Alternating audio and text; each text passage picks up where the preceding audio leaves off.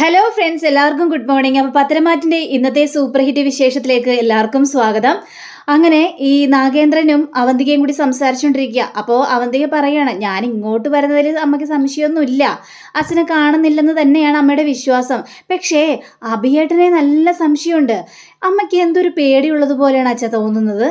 കാരണം അമ്മ പറയാ, നീ അച്ഛനെ കാണാറുണ്ടോ, അച്ഛൻ നിന്നോട് എന്തെങ്കിലും പറഞ്ഞിട്ടുണ്ടോ എന്നൊക്കെയാണ് അഭിയേട്ടനോട് ഇങ്ങനെ തെരുതെരെ ഇങ്ങനെ ചോദിച്ചുകൊണ്ടിരിക്കുന്നത്. ആ ഒരു പേടി അമ്മയുടെ മനസ്സിലുണ്ട്. ഇത് കേട്ട് കഴിഞ്ഞപ്പോഴേക്കും നാഗേന്ദ്രൻ ചിരിച്ചുകൊണ്ട് തന്നെ പറയാണ്, എങ്ങനെ പേടിയില്ലാതിരിക്കും? ആ പേടി, അവളുടെ ആ മനസ്സിൽ ആ പേടിയില്ലേ, ആ സത്യം തന്നെയാണ് മോളെ. ഇത് കേട്ട് കഴിഞ്ഞപ്പോഴേക്കും അവന്തികാകെ ഞെട്ടി നിൽക്കണം. എന്താച്ചാ, എന്താ കാരണം എന്ന് ചോദിക്കുമ്പോൾ, അതെ, ഞാനും ജലജയും അറിയുന്ന ഒരു രഹസ്യം ഞങ്ങളുടെ മനസ്സിൽ തന്നെയുണ്ട്. അത് പറഞ്ഞു കഴിഞ്ഞാലേ അവൾ കുടുങ്ങുമെന്ന് നന്നായിട്ട് തന്നെ അറിയാം. അതുകൊണ്ട് അവൾക്ക് പേടിയാ മോളെ. അവളെ എന്നെ പേടിച്ച് അവൾ വല്ലാതെ നിൽക്കുകയാണെന്ന് എനിക്കറിയാം. ഞാനിവിടെ വന്നതിനെ തുടർന്ന് അവളാകെ വിറച്ച് നിൽക്കുകയാണെന്നും എനിക്കറിയാം. പക്ഷേ അച്ഛാ, വേറൊരു കാര്യമുണ്ട്. എൻ്റെ ഈ നിശ്ചയം മുടങ്ങിയിട്ട് പോലും അവിടെ ആഘോഷത്തിനൊന്നും ഒരു കുറവുമില്ല. കളി കാണുക, ഫുട്ബോൾ കളിയാണല്ലോ. അതുകൊണ്ട് മുത്തശ്ശൻ ഫുട്ബോൾ കളിയുടെ പിന്നാലെ തന്നെയാണ്. മുത്തശ്ശൻ ഒരു സങ്കടവും കാണിക്കുന്നില്ല. മൂർത്തിയെ അർജന്റീനയുടെ ആളാ. അതുകൊണ്ട് കളി ഇരുന്ന് ആസ്വദിച്ച് കാണാം. അവർ കളിക്കട്ടെ മോളെ. പക്ഷേ നമ്മുടെ ഗെയിം കളി വേറെയാണ്, വേറെ ലെവലിലേക്കാണ്. അത് മുന്നോട്ട് പോയിക്കൊണ്ട് തന്നെ ഇരിക്കും. അതിലൊരു വ്യത്യാസം വരാനായിട്ട് പോകുന്നുമില്ല. നിന്റെ നിശ്ചയം എങ്ങനെയാണോ അതേപോലെ തന്നെ നടക്കും മോളെ. ആ കാര്യത്തെക്കുറിച്ച് ഓർത്തൊന്നും ടെൻഷൻ അടിക്കണ്ട എന്നും പറയാം. ഇത് കേട്ട് കഴിഞ്ഞപ്പോഴേക്കും അവന്തിക്ക് കുറച്ച് സമാധാനമൊക്കെ തോന്നുകയാണ്. പിന്നീട് കാണിക്കുന്നത് നന്ദുവിനെയാണ്. അപ്പം നന്ദു ആണെങ്കിൽ സ്റ്റേഷനിൽ അനിയെക്കുറിച്ച് തന്നെ ആലോചിച്ചുകൊണ്ടിരിക്കുക. ആ സമയത്താണ് നന്ദുവിൻ്റെ ഫോണിലേക്ക് അനിയുടെ കോള് വരുന്നത്. അപ്പം അനിയുടെ കോള് കണ്ടു കഴിഞ്ഞപ്പോഴേക്കും എടുക്കാതിരിക്കാനൊന്നും നന്ദുവിന് തോന്നിയൊന്നുമില്ല. എന്താടാ അനി, പറയടാ എന്നൊക്കെ പറഞ്ഞു കഴിഞ്ഞപ്പോഴേക്കും, നിനക്ക് ഭയങ്കര സന്തോഷമായി കാണുമല്ലേ? സന്തോഷോ? എനിക്കെന്തിനാ സന്തോഷം? കൂടുതലൊന്നും പറയേണ്ട കാര്യമില്ല. പക്ഷേ ആ കറക്റ്റ് സമയത്ത് തന്നെ നന്ദു നീ വിളിച്ചല്ലോ, എനിക്ക് ഭയങ്കര സന്തോഷമായി നന്ദു എന്ന് പറയാം. അത് കറക്റ്റ് സമയത്തൊന്നും അല്ല വിളിച്ചത്. എനിക്കൊരു പരാതി കിട്ടിയപ്പോൾ ഞാൻ വിളിച്ചു, അത്രയേ ഉള്ളൂ. എന്നാൽ പരാതി കിട്ടിയ ഉടനെ തന്നെ വിളിക്കാൻ തോന്നിയല്ലോ. അല്ലെങ്കിലേ ഈ നിശ്ചയം നടന്നാനായിരുന്നു. നീ ആ കറക്റ്റ് സമയത്ത് വിളിച്ചത് കൊണ്ട് രക്ഷപ്പെട്ടു. ഇത് കേട്ട് കഴിഞ്ഞപ്പോഴേക്കും, നീ ഒന്ന് പോ അനി, നീ എന്താ പറഞ്ഞു വരുന്നത്? ഞാനാണ് ഈ നിശ്ചയം മുടക്കിയെന്നോ? എന്താ നിന്റെ മനസ്സിൽ അങ്ങനെ ഒരു ആഗ്രഹം ഉണ്ടായിരുന്നില്ലേ? നീ ഇന്നലെ മുഴുവനും പ്രാർത്ഥിക്കായിരുന്നില്ലേ നന്ദു? മനസ്സുരുകി പ്രാർത്ഥിക്കായിരുന്നില്ലേ എൻ്റെ നിശ്ചയം മുടങ്ങണമെന്ന് പറഞ്ഞുകൊണ്ട്? പിന്നെ അനി, ഞാനങ്ങനെ പ്രാർത്ഥിച്ചിട്ടൊന്നുമില്ല. എൻ്റെ പൊന്നു നന്ദു, നീ അങ്ങനെ പറയുമ്പോഴും നിൻ്റെ മനസ്സ് എന്താണെന്ന് എനിക്ക് നന്നായിട്ട് തന്നെ അറിയാം. നീ ഇന്നലെ ഉറങ്ങിയിട്ടുമില്ല, നീ പ്രാർത്ഥനയായിരുന്നു അല്ലേ നന്ദു? നിനക്ക് വേറെ പണിയൊന്നുമില്ലേ അനി? ഇനി വീട്ടിൽ ചെല്ലുമ്പോൾ ഇതിൻ്റെ പേരിൽ എന്തെല്ലാമാണ് കേൾക്കാൻ പോകുന്നതെന്ന് എനിക്കറിയില്ല. എന്നെ അവരിട്ട് അങ്ങോട്ട് പൊരിക്കും, അത് ഉറപ്പുള്ള കാര്യം തന്നെയാണ്. എൻ്റെ ദൈവമേ, എന്തൊക്കെയാ പറഞ്ഞൊപ്പിക്കാൻ പോകുന്നതെന്ന് ആർക്കറിയാം. ഇവിടെ നയനേട്ടത്തെയും ഭയങ്കര ദേഷ്യത്തിലാണ്. പിന്നെ അച്ഛനും അമ്മയും ഇവിടെ നിന്ന് പോയതേ ഭയങ്കര ദേഷ്യത്തോട് കൂടി തന്നെയാണ്. അതുകൊണ്ട് വീട്ടിലേക്ക് കയറി ചെല്ലുമ്പോഴേ ഒന്ന് സൂക്ഷിച്ച് വേണം കയറി ചെല്ലാനായിട്ട്. ശരി, ഞാൻ ഫോൺ വെക്കുക എന്നും പറഞ്ഞുകൊണ്ട് നന്ദു ഫോൺ വെക്കുമ്പോഴും നന്ദു ഇങ്ങനെ മനസ്സിൽ പറയണം, അതേടാ ഞാൻ ഉറങ്ങിയിട്ടില്ല, എനിക്കൊരു മനസ്സമാധാനം കിട്ടാത്തതുകൊണ്ടേ ഞാൻ ഉറങ്ങിയിട്ടില്ല. അത് സത്യമുള്ള കാര്യം തന്നെയാണെന്നും പറയാം. അങ്ങനെ നമ്മുടെ കനകത്തിനെയും അതേപോലെ തന്നെ ഗോവിന്ദനെയും കാണിക്കുകയാണ്. അപ്പോൾ അവൾ വരട്ടെ, അവൾക്ക് ഞാൻ കാണിച്ചു കൊടുക്കുക എന്ന് പറഞ്ഞുകൊണ്ട് ഒരു വാതിക തന്നെ നിൽക്കുക. അപ്പോഴാണ് നന്ദു കയറി വരുന്നത്. എടി, എവിടെ നിന്നേ, എങ്ങോട്ടേക്ക് കയറി പോകുന്നത് എന്ന് ചോദിക്കണം. എന്താ അമ്മേ? അതെ, നിനക്ക് സമാധാനമായല്ലോ. അനയുടെ നിശ്ചയം മുടങ്ങിയപ്പോൾ നിനക്ക് സമാധാനമായില്ലേ? അത് മുടക്കി നീ കൈ കൊടുത്തില്ലേ? അമ്മേ, നിങ്ങൾ അനാവശ്യമായിട്ട് സംസാരിക്കാൻ നിൽക്കരുത്. ഞാൻ ആരുടെ നിശ്ചയം മുടക്കിയിട്ടൊന്നുമില്ല. എൻ്റെ കയ്യിലോട്ടൊരു കംപ്ലൈൻറ്റ് തന്നു. ആ കംപ്ലൈൻറ്റിനെതിരെ ഞാൻ പറയുകയും ചെയ്തു. അത്രയും മാത്രമേ ഉള്ളൂ. വലിയ കംപ്ലൈൻറ്റ്? ഈ കംപ്ലൈൻറ്റ് തന്നത് ആരാണ്? ഈ അനാമികയുടെ അച്ഛനും ചേർന്നാണല്ലോ കംപ്ലൈൻറ്റ് തന്നത്. അവരുടെ സ്വഭാവം എന്താണെന്ന് നിനക്ക് നന്നായിട്ട് തന്നെ അറിയാം നന്ദു. എന്നിട്ടും നീ എന്താ കാണിച്ചു കൂട്ടിയത്? അവർ പൈസക്ക് വേണ്ടി പലതും ചെയ്യും. അവർക്ക് പൈസ കിട്ടാൻ വേണ്ടി, അവർക്ക് പൈസ മാത്രം കിട്ടിയാൽ മതി. പക്ഷേ നീ അങ്ങനെ ചെയ്യാൻ പാടില്ലായിരുന്നു നന്ദു. നിനക്ക് ആ പരാതി കിട്ടിയ കഴിഞ്ഞപ്പോഴേക്കും നീ അവിടെ വെയിറ്റ് ചെയ്യണമായിരുന്നു. ഇവരെന്തിനുള്ള പുറപ്പെടണമെന്ന് അറിയണമായിരുന്നു. എന്നിട്ട് അതൊന്നും ചെയ്തില്ല. ആ, ഇത് നീയും അനിയും കൂടി പ്ലാൻ ചെയ്ത കാര്യമല്ലേ? ഇപ്പോഴും നിന്റെ മനസ്സിൽ അനി തന്നെയാണെന്ന് അറിയാം എന്നൊക്കെ അച്ഛനും പറയാണ്. ദേ അച്ഛ, എന്തിനാ അച്ഛൻ ഇങ്ങനെ പറയുന്നത്? എൻ്റെ മനസ്സിൽ അങ്ങനെ ആരുമില്ല. പിന്നെ ആരുമില്ല. ദേ, ഞങ്ങളുടെ മുന്നിൽ എത്ര ഷോ കാണിച്ചാലും നിന്റെ മനസ്സ് നന്നായിട്ട് തന്നെ അറിയാം.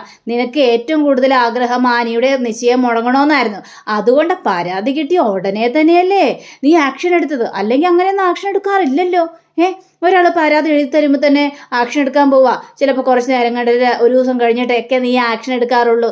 ഇത് അനിയുടെ കാര്യത്തിൽ പെട്ടെന്ന് തന്നെയല്ലേ നീ ആക്ഷൻ എടുത്തത്. പക്ഷേ മോളെ, അനിയുടെ നിശ്ചയം മുടങ്ങിയെന്ന് വിചാരിച്ച് നീ കൂടുതൽ സന്തോഷിക്കേണ്ട ആവശ്യമൊന്നുമില്ല. നിനക്ക് ഒരിക്കലും അനിയെ കിട്ടാൻ പോകുന്നില്ല.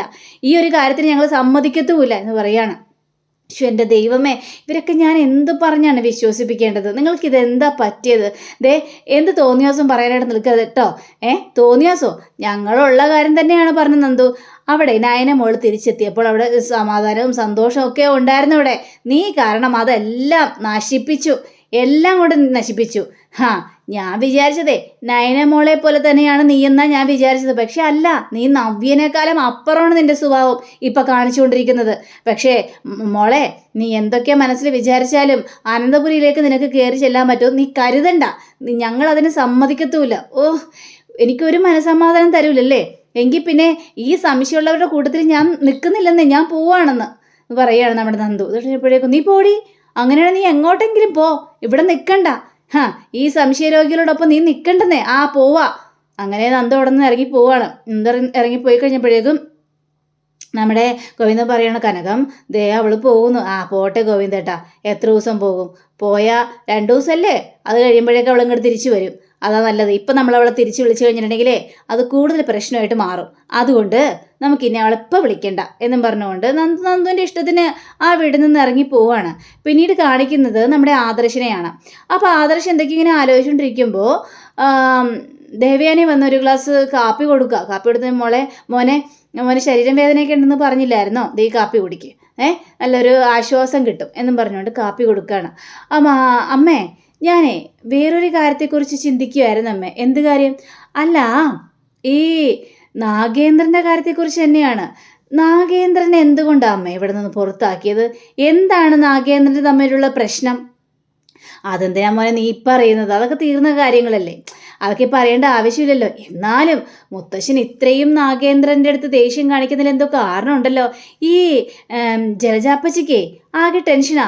നാഗേന്ദ്രനെ ഈ ഇതിലിട്ട് കാലെടുത്ത് കുത്തിയെന്ന് അറിഞ്ഞപ്പോൾ തന്നെ ഈ ജലജയ്ക്ക് ഭയങ്കര പേടിയുണ്ട്. ജലജാപ്പച്ചിക്ക് എന്തെന്നില്ലാത്ത പേടി. അബി അവിടെ കാണാൻ പോകുന്നുണ്ടോ, അബി അച്ഛനെ കണ്ടോ എന്നൊക്കെയുള്ളൊരു സംശയമുണ്ട്. മോനെ, അബി കണ്ടിട്ടുണ്ടാകും, അത് ഉറപ്പുള്ള കാര്യം തന്നെയാണ്. അവൻ വായെടുത്ത നുണയല്ലേ പറയുള്ളൂ. അമ്മയെ പേടിച്ചിട്ടായിരിക്കും അവൻ സത്യങ്ങളൊന്നും തുറന്നു പറയാത്തത്. അവൻ അച്ഛനെ കാണുകയും കണ്ട് സംസാരിക്കുകയും ഒക്കെ ചെയ്യുന്നുണ്ടാവും. അതാ ഞാൻ ചോദിച്ചു അമ്മേ, എന്തിനാണ് ജലജാപ്പച്ചി ഇങ്ങനെ പേടിക്കുന്നതെന്നാണ് എനിക്കറിയാൻ പാടാത്തത്. അപ്പോൾ നിനക്ക് മുത്തശ്ശനോട് ചോദിക്കായിരുന്നില്ലേ? മുത്തശ്ശനോട് ചോദിച്ചായിരുന്നു. മുത്തശ്ശൻ കറക്റ്റായിട്ടുള്ള കാര്യങ്ങളൊന്നും പറയില്ലല്ലോ. മോനെ, എനിക്കും അതിനെക്കുറിച്ച് വ്യക്തമായിട്ടൊന്നും അറിയാനായിട്ട് പാടില്ല. പിന്നെ വേറൊരു കാര്യമുണ്ട് മോനെ. നമ്മുടെ ജ്വല്ലറിയിലെ പണ്ട് സ്വർണ്ണപ്പണിക്കാരനായിരുന്ന അയാൾ ഓർമ്മയുണ്ടോ? അമ്മേ, അദ്ദേഹത്തെ എനിക്ക് ഓർമ്മയുണ്ട്. എന്നിട്ട് അദ്ദേഹത്തിൻ്റെ പേരും പറഞ്ഞു കൊടുക്കുകയാണ്.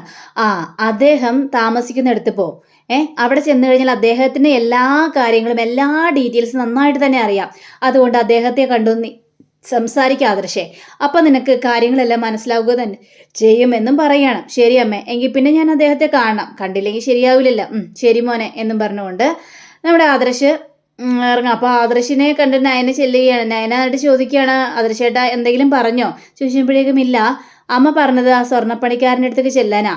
അദ്ദേഹത്തിന് എല്ലാ കാര്യങ്ങളും അറിയാമെന്നാണ് പറഞ്ഞത്, പണ്ട് നടന്ന കാര്യങ്ങളൊക്കെ. എന്നാലും എന്തിനാണ് നാഗേന്ദ്രനോട് ഇത്ര ദേഷ്യമൊന്നും അറിയണമല്ലോ, അതറിഞ്ഞാലേ മതിയാവുള്ളൂ. ശരി ആദർശേട്ടാ എന്നും പറഞ്ഞുകൊണ്ട്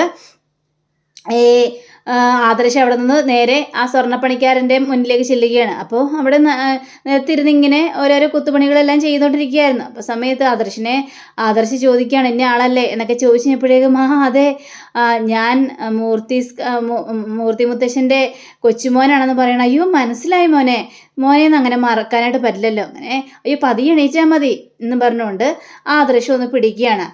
എന്താ മോനെ പെട്ടെന്ന് വരാനുള്ള കാരണം? അല്ല, ചേട്ടൻ ഇപ്പോഴും ഈ പണി തന്നെയൊക്കെ ഉണ്ടല്ലേ? പ്രായമായിട്ടും ഇതൊന്നും നിർത്തിയിട്ടില്ലല്ലോ മോനെ. വെറുതെ ഇരുന്നാലേ മുഷിച്ചില്ല. അസുഖങ്ങൾ എപ്പോഴാണ് വന്നു കൂടണേന്ന് പറയാനായിട്ട് പറ്റില്ല. അതുകൊണ്ട് നമ്മളെ കൊണ്ട് കഴിയാവുന്ന രീതിയിൽ നമ്മൾ ജോലിയെല്ലാം ചെയ്ത് ഇങ്ങനെ ജീവിക്കുന്നു. അല്ലെങ്കിലേ പെട്ടെന്ന് തന്നെ അസുഖം പിടിച്ച് പെട്ടെന്ന് തട്ടിപ്പോകും. കുറച്ചു കാലം കൂടി ജീവിക്കണമെങ്കിൽ ഇതേപോലെ കാര്യങ്ങൾ ചെയ്തിട്ടേ കാര്യമുള്ളൂ. അല്ലെങ്കിൽ നമുക്ക് അസുഖം വരുമെന്നൊക്കെ പറയാണ്. അതെ ചേട്ടാ, ചേട്ടനോട് ചില കാര്യങ്ങൾ ചോദിക്കാൻ വേണ്ടിയാണ് ഞാൻ വന്നത്. വിരോധമില്ലെങ്കിൽ അതൊന്ന് പറയാവോ ചോദിച്ചപ്പോഴേക്ക് വാ മോനെ, മോനകത്തിരിക്കും, ഞാനൊരു ചായ എടുക്കാം എന്ന് പറഞ്ഞുകൊണ്ട് അതൊന്നും വേണ്ട അങ്കിളെ എന്ന് പറയാണ്. അങ്കിളെ ഞാനൊരു കാര്യം ചോദിക്കട്ടെ, ഈ നാഗേന്ദ്രൻ എന്ന് പറഞ്ഞ ആളറിയാലോ അല്ലേ? ഈ നാഗേന്ദ്രനെ എന്തുകൊണ്ടാണ് മുത്തശ്ശൻ അവിടെ നിന്ന് പുറത്താക്കിയത് എന്ന് ചോദിക്കുകയാണ്. ഇതറിയാൻ വേണ്ടിയാണോ അമ്മ വന്നത്? അതെ, എനിക്കിതറിയണം, ഇതിൻ്റെ സത്യാവസ്ഥ അറിയണം. പക്ഷേ അങ്കിളിനോട് ചോദിച്ചു കഴിഞ്ഞാൽ അങ്കിൾ കറക്റ്റായിട്ട് അതിനുള്ള മറുപടി പറയുമെന്ന് എൻ്റെ അമ്മ പറഞ്ഞായിരുന്നു. അതുകൊണ്ടാണ് അങ്കിളെ തേടി ഞാൻ ഇങ്ങോട്ട് വന്നത്. അങ്കിള് എന്നെ ഒന്ന് സഹായിക്കണം എന്നിങ്ങനെ പറയുകയാണ്. ശരി, നമുക്ക് ഇവിടുന്ന് സംസാരിക്കാതെ പുറത്തേക്ക് പോകാം എന്ന് പറയാം. അങ്ങനെ ആ ഒരു പാർക്കിൻ്റെ അരികിലേക്ക് ഈ അങ്കിളും അതേപോലെ തന്നെ ആദർശം കൂടി ചെല്ലുക. ചെന്ന് കഴിഞ്ഞപ്പോഴേക്കും അതെ, ഈ ജലജ എന്ന് പറഞ്ഞ നിൻ്റെ അപ്പച്ചി ഏതായി 3 ആൺമക്കൾക്ക് ശേഷം ഈ വീട്ടിലേക്ക് കയറി വന്നതാണ് ജലജ. അതായത് ആ മകളെ ദത്തെടുത്തു മൂർത്തി സാറ് ദത്തെടുത്തു, വളർത്താനായിട്ട് തീരുമാനിച്ചു. സ്വന്തം മകളെ പോലെ തന്നെ. കാരണം 3 ആൺമക്കളുടെ ഇടയിലേക്ക് ജലജ കയറി വന്നതാണല്ലോ. അപ്പം ആ എല്ലാ സ്നേഹവും പരിഗണനയും ഒക്കെ കൊടുത്തു തന്നെയാണ് ജലജയെ വളർത്തിയത്. എന്തെന്നില്ലാത്തൊരു സ്നേഹം കൊടുത്തിട്ട് തന്നെയാണ് എല്ലാ സൗഭാഗ്യങ്ങളും കൊടുത്തു. ഒരു ദത്തുപുത്രിയാണെന്ന് പോലും ചിന്തിക്കാതെയാണ് മൂർത്തി സാറും കുടുംബവും ജലജയെ നോക്കിയത് എന്നൊക്കെ പറയാം. അപ്പോൾ അങ്ങനെ ഇരിക്കുകയാണ് ജലജയ്ക്ക് കല്യാണപ്രായമായി. അങ്ങനെ ജലജയ്ക്ക് വേണ്ടി സുന്ദരനും സുമുഖനുമായ ഒരാളെ കണ്ടെത്തി. അതാണ് നാഗേന്ദ്രൻ. അങ്ങനെ നാഗേന്ദ്രൻ ആ കുടുംബത്തിൻ്റെ ഒരു ഭാഗമായി തീർന്നു. നാഗേന്ദ്രൻ്റെ സ്വഭാവേ നല്ല സ്വഭാവമാണ്, അയാളുടെ ചീത്ത സ്വഭാവമൊന്നുമല്ല. പക്ഷേ മുത്തശ്ശൻ പറയുന്നത് അങ്ങനെയല്ലല്ലോ അങ്കളെ. മുത്തശ്ശൻ അയാളുടെ പേര് കേൾക്കുമ്പോൾ തന്നെ ദേഷ്യമാണല്ലോ. അതെന്താ കാരണം? പിന്നെ ഈ ജലജാപ്പച്ചിക്കും ഈ നാഗേന്ദ്രനെ കാണുമ്പോൾ അരിശുവാണ് എന്നൊക്കെ ഇങ്ങനെ പറയാണ്. അതിനുള്ള കാരണവും ഞാൻ പറയാം. ഈ നാഗേന്ദ്രൻ നല്ല മനസ്സുള്ള ഒരു മനുഷ്യൻ തന്നെയാ. അദ്ദേഹം ഈ ജലജയെ കല്യാണം കഴിച്ചതാണ് ഏറ്റവും വലിയ അബദ്ധമായി തീർന്നത് ആ കുടുംബത്തിൽ. ഞാൻ കാര്യം എന്താണെന്ന് വെച്ച് കഴിഞ്ഞിട്ടുണ്ടെങ്കിൽ ആ കുടുംബത്തിൽ വമ്പൻ നേട്ടങ്ങളാണ് വന്നുകൊണ്ടിരിക്കുന്നത്. ഈ നാഗേന്ദ്രൻ ചെന്നപ്പോഴും നാഗേന്ദ്രൻ ഒരുപാട് അനുകൂലമായ സാഹചര്യങ്ങളെല്ലാം ഉണ്ടാക്കി കൊടുത്തു. അവർക്ക് പല പ്രോഫിറ്റുകളും അവർക്ക് നേരിടേണ്ടി വന്നു എന്നൊക്കെ ഇങ്ങനെ പറയാം. അങ്ങനെ ഒരു ദിവസം നമ്മുടെ മൂർത്തി സാർ ഇങ്ങനെ ഇരിക്കുകയായിരുന്നു. അപ്പോൾ എന്തോ കാര്യങ്ങൾ സംസാരിക്കാൻ വേണ്ടി തന്നെയാണ് നാഗേന്ദ്രനെ വിളിച്ചു വരുത്തിയത്. അപ്പോൾ അവരുടെ ചെറുപ്പകാലം ഇങ്ങനെ കാണിക്കുകയാണ്. അപ്പോൾ നാഗേന്ദ്രൻ മൂർത്തി മുത്തശ്ശൻ്റെ അടുത്ത് വന്നിങ്ങനെ ഇരിക്കുകയാണ്. ആ സമയത്ത് മുത്തശ്ശൻ നല്ല കറുത്ത മുടിയും കറുത്ത താടിയും ഒക്കെയുള്ള ഒരു ആള്. അതേപോലെ തന്നെ നാഗേന്ദ്രൻ നല്ല ചെറുപ്പക്കാരൻ, നല്ല ചുറുചുറുക്കുള്ള ഒരു മനുഷ്യൻ. അപ്പം നമ്മുടെ മൂർത്തിനെ വിളിക്കുന്നത് അങ്കിളെ എന്നാണ് ഈ നാഗേന്ദ്രൻ വിളിക്കുന്നത്. അങ്കിളെ, എന്താ അങ്കിൾ എന്നെ വിളിപ്പിച്ചതെന്ന് ചോദിച്ചപ്പോഴേക്കും നാഗേന്ദ്ര, താനോ ഇരിക്ക്, എനിക്ക് ചില കാര്യങ്ങളെല്ലാം തന്നോട് സംസാരിക്കാനുണ്ട്. എന്താ അങ്കിളെ എന്ന് ചോദിക്കുമ്പോൾ അതെ, തനിക്കറിയാലോ നമ്മുടെ കാര്യങ്ങളൊക്കെ. നമുക്കിനി വലിയൊരു മത്സരം വരികയാണ്. ആ മത്സരത്തിൽ വിജയിച്ചു കഴിഞ്ഞാൽ എത്രമാത്രം നമുക്ക് ഗുണമുണ്ടാകുമെന്നും തനിക്കറിയാലോ നാഗേന്ദ്ര. അതെനിക്കറിയാം അങ്കിളെ, എനിക്കത് നന്നായിട്ട് തന്നെ അറിയാവുന്ന കാര്യം തന്നെയാണ്. ഈ മത്സരത്തിലും നമ്മൾ ഉറപ്പായിട്ടും വിജയിക്കുക തന്നെ ചെയ്യും. ഈ പ്രോഫിറ്റ് മുഴുവനും നമ്മൾക്ക് കിട്ടും. നമ്മൾ ഉയരങ്ങളിലേക്ക് പോകും. കേരളത്തിന് പുറത്തും നമ്മൾ പുതിയ ജ്വല്ലറികളെല്ലാം തുടങ്ങും അങ്കിളെ എന്ന് പറയുകയാണ്. എങ്കിലേ ഞാൻ തനിക്കൊരു കാര്യം കാണിച്ചു തരാം എന്ന് പറഞ്ഞുകൊണ്ട് ഒരു പെട്ടി തുറന്ന് നല്ലൊരു കിടിലൻ ആഭരണം കാണിച്ചു കൊടുക്കും. ഒരു നെക്ലസ് കാണിച്ചു കൊടുക്കുക. ഡയമണ്ടും ഗോൾഡൊക്കെ വെച്ച് ഒരു അടിപൊളി നെക്ലസ്സാണ് കാണിച്ചു കൊടുക്കുന്നത്. ഇത് കണ്ടു കഴിഞ്ഞപ്പോഴേക്കും നാഗേന്ദ്രനെ കണ്ണു തിളക്കുകയാണ്. കൊള്ളാലോ, താൻ എടുത്ത് നോക്കിക്കോ. ശരി അങ്കിളെ, ഞാൻ എടുത്ത് നോക്കാം എന്ന് പറഞ്ഞുകൊണ്ട് എടുത്ത് നോക്കുകയാണ്. അതേ, ഞാൻ കണ്ടതിൽ വെച്ച് ഏറ്റവും വലിയ നല്ല കിടിലൻ ആഭരണമാണിത്. ഇങ്ങനത്തെ ഒരു ആഭരണം ഞാൻ ഇതിനു മുമ്പ് കണ്ടിട്ടില്ല അങ്കിളെ. ഇത് കലക്കും അങ്കിളെ. ഇത് ഒരു പീസേ ഉള്ളൂ നാഗേന്ദ്ര. ഇത് നമുക്ക് എക്സിബിഷന് വെക്കണമെന്നും പറയണം. എക്സിബിഷന് വെക്കാം അങ്കിളെ. അങ്കിള് പറയുന്നത് പോലെ തന്നെ ഞാൻ വെക്കുകയും ചെയ്യാം. നല്ല സെയിൽസ് നടക്കണമെങ്കിൽ അത് ആയിക്കോട്ടെ, നമുക്ക് നല്ല രീതിയിൽ വിൽക്കുകയും ചെയ്യാം. അങ്ങനെ പോരാ, കാരണം നമ്മൾ എക്സിബിഷന് വെക്കണം. അതിനുശേഷം കുറേ ആൾക്കാർ ഇത് മേടിക്കാൻ വേണ്ടി വരും. പക്ഷേ ആ ഒരു പൈസക്കൊന്നും കൊടുക്കരുത്. ഉയർന്ന അതിനേക്കാൾ ഉയർന്ന പൈസയ്ക്ക് വേണം ഈ ആഭരണം വിൽക്കാനായിട്ട് എന്ന് പറയണം. അങ്കിളുടെ മനസ്സിൽ എന്താണെന്ന് എനിക്കിപ്പോൾ മനസ്സിലായി അങ്കിളെ. നാഗേന്ദ്ര, താന് ഈ കുടുംബത്തിലേക്ക് വന്നതിന് ശേഷം ഒരുപാട് നേട്ടങ്ങളൊക്കെ ഉണ്ടായിട്ടുണ്ട്. അതൊന്നും ഇല്ലയെന്നൊന്നും ഞാൻ പറയുന്നില്ല. പക്ഷേ ഇനിയും നമ്മൾക്ക് നേട്ടങ്ങൾ ഉണ്ടാകണം. ഓക്കെ അങ്കിളെ, ഇത് വെച്ച് തന്നെ ഞാൻ വലിയ ഉയരങ്ങളിലേക്ക് തന്നെ കാലെടുത്ത് വെക്കും അങ്കിളെ. ഞാൻ പറഞ്ഞല്ലോ, ഇനി കേരളത്തിന് പുറത്തും നമുക്ക് ജ്വല്ലറി വരാൻ പോവുകയാണ്. ഈ ഒരു പ്രോഫിറ്റ് വെച്ച് തന്നെയായിരിക്കും ഞാൻ ഇതെല്ലാം ചെയ്യാൻ പോകുന്നത്. ഇത് കേട്ടുകഴിഞ്ഞപ്പോഴേക്കും എങ്കിലേ ഈ ആഭരണം തൻ്റെ കയ്യിൽ തന്നെ വെച്ചോ ചോദിക്കുമ്പോൾ അതിൻ്റെതായ രീതിയിൽ ചെയ്താൽ മതിയെന്നും പറയണം. ശരി അങ്കിളെ, ആയിക്കോട്ടെ, അങ്ങനെ ആയിക്കോട്ടെ എന്നും പറഞ്ഞുകൊണ്ട് നാഗേന്ദ്രൻ അവിടെ നിന്ന് പോവുകയാണ്. അപ്പം ഈ മൂർത്തിക്ക് ഭയങ്കര സന്തോഷമാണ് നാഗേന്ദ്രൻ്റെ കാര്യം ആലോചിച്ചിട്ട് തന്നെ. നല്ലൊരു വിശ്വസ്തനായ മനുഷ്യൻ എന്നാണ് നമ്മുടെ മുത്തശ്ശൻ കരുതിയിരിക്കുന്നത്. അപ്പം അങ്ങനെയും കാണിച്ചുകൊണ്ടാണ് ഇന്നത്തെ റിവ്യൂടെ അവസാനിച്ചിരിക്കുന്നത്. അടുത്ത റിവ്യൂവിനെ കാത്തിരിക്കുക, സബ്സ്ക്രൈബ് ചെയ്യുക. എല്ലാവർക്കും നല്ലൊരു ദിനം ആശംസിച്ചുകൊണ്ട് തന്നെ നമസ്കാരം. Thank you. See again. By.